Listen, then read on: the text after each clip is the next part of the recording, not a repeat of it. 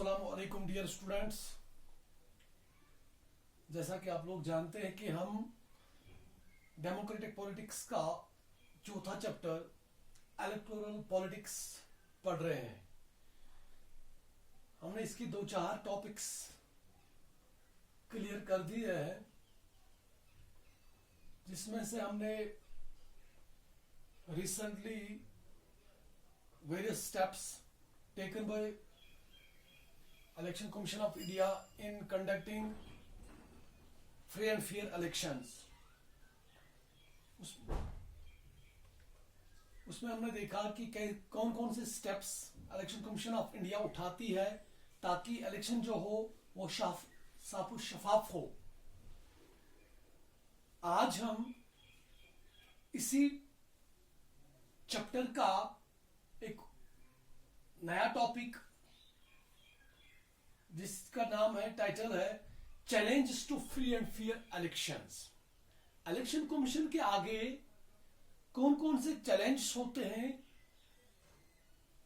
जो उनको फेस करने होते हैं जब वो मुल्क में इलेक्शन कराते हैं।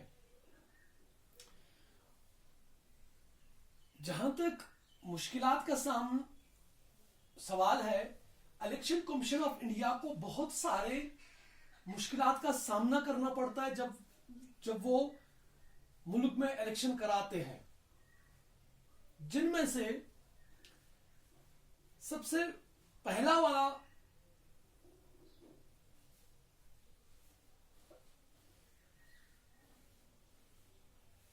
जो डिफिकल्टी जो उनको फेस करनी पड़ती है वो ये है कि कैंडिडेट्स और पार्टीज, क्योंकि इंडिपेंडेंट कैंडिडेट्स भी इलेक्शन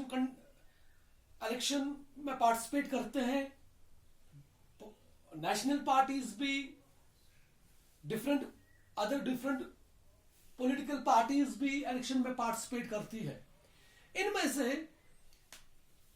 बहुत सारे कैंडिडेट्स ऐसे होते हैं या बहुत सारी पार्टीज ऐसी होती है जिनके पास बहुत सारा पैसा होता है, जिस पैसे का गलत इस्तेमाल वो इलेक्शन के दौरान करते हैं। क्योंकि उनको इस चीज का यकीन नहीं होता है कि हम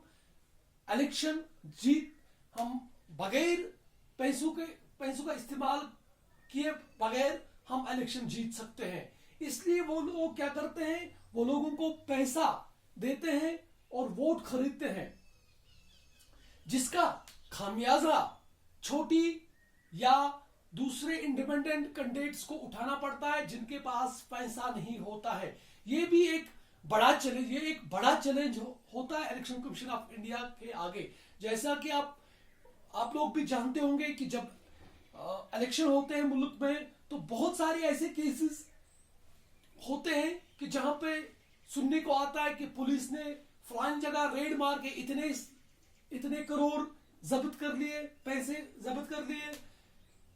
तो यही वो डिफिकल्टी है जो इलेक्शन कमीशन को फेस करनी पड़ती है इलेक्शन के दौरान।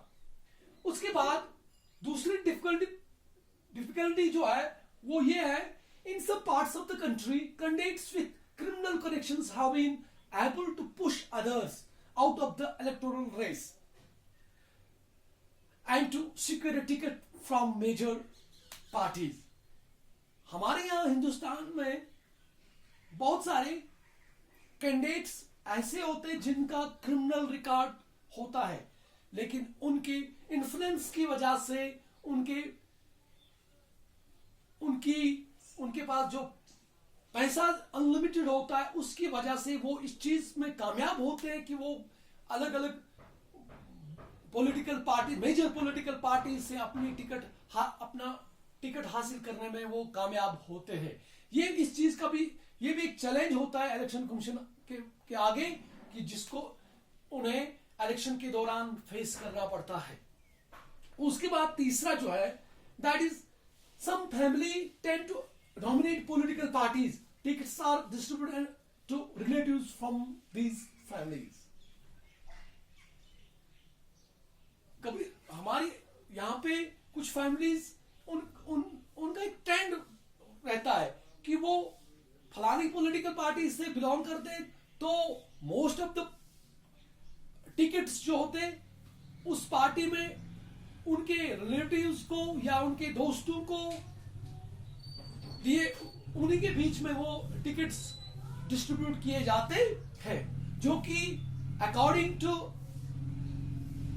To the guidelines of the election commission, जो कि अनफेयर है। उसके बाद चौथा जो है, very often elections offer little choice to ordinary citizens for both the major are quite familiar to each other both in policies and practices।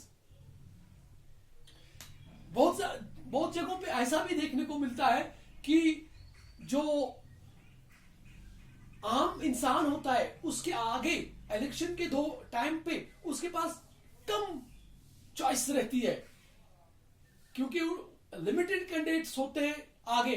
तो एक ऑर्डिनरी इंसान ये डिसाइड नहीं कर पाता है कि मैं इसके फेवर में वोट कास्ट करूं या उसके फेवर में वोट कास्ट करूं। For example, if in a election A B and